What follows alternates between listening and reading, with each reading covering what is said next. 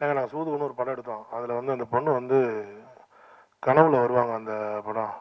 அப்போ நலன்ட்ட எப்படி நலன் இந்த மாதிரி கேரக்டர் எழுதுனீங்கன்னு கேட்டேன். அப்போ அவர் சொன்னார் என்கிட்ட வந்து, இல்லை சார் அந்த படத்தில் வந்து பூராமே கான்மேன்ஸு, அவங்களுக்கு நடுவில் ஒரு பொண்ணை என்னால் வைக்க முடியல, அதனால் நான் பொண்ணே இல்லாமல் தான் கதை எழுதினேன். அதை கொண்டு போய் சுந்தர்சி சார்கிட்ட படிக்க கொடுத்தேன்.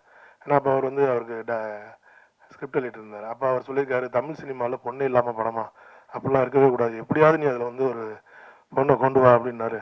எனக்கு ஒரு வழி தெரியாமல் நாங்கள் அந்த மாதிரி கனவாக கொண்டு வந்தோம் அப்படின்னாரு. அதே மாதிரி நான் அவர்கிட்ட சொன்னேன், நீங்கள் வந்து நீங்கள் ஆட்டு படம் எடுங்க, நீங்கள் என்ன வேணாலும் படம் எடுங்க, ஆனால் அதை பார்க்க போகிற மனிதர்கள் வந்து சாதாரண மனிதர்கள், அது ஒரு காமன் பீப்புள். அவங்களுக்கு வந்து நீங்கள் ஒரு ஒரு பொழுதுபோக்கின் ஊடாக தான் நம்ம ஒரு கருத்தை சொல்ல முடியுமே தவிர, நம்ம ஒரு ரொம்ப சீரியஸான ஒரு படத்தை எடுத்து வச்சுட்டு நம்ம வந்து அதை ஒரு ஃபெஸ்டிவல் கைண்ட் ஆஃப் ஃபிலிம் எடுத்துகிட்டு நம்ம மெயின் ஸ்ட்ரீமில் கொண்டு போய் கொடுக்கும்போது அது வந்து அது என்ன மாதிரியான அதை ரிசீவ் பண்ணும் அப்படின்றதுல எனக்கு தயக்கம் இருக்குன்னா நீங்கள் கொஞ்சம் ஜாகிரதை பண்ணுங்க அப்படின்னு சொன்னேன். பட் ஆனால் அவர் வந்து அவரோட எடுத்த முடிவில் வந்து ரொம்ப ஸ்ட்ராங்காக நின்று இந்த படத்தை டெலிவரி பண்ணியிருக்காங்க. வாழ்த்துக்கள்.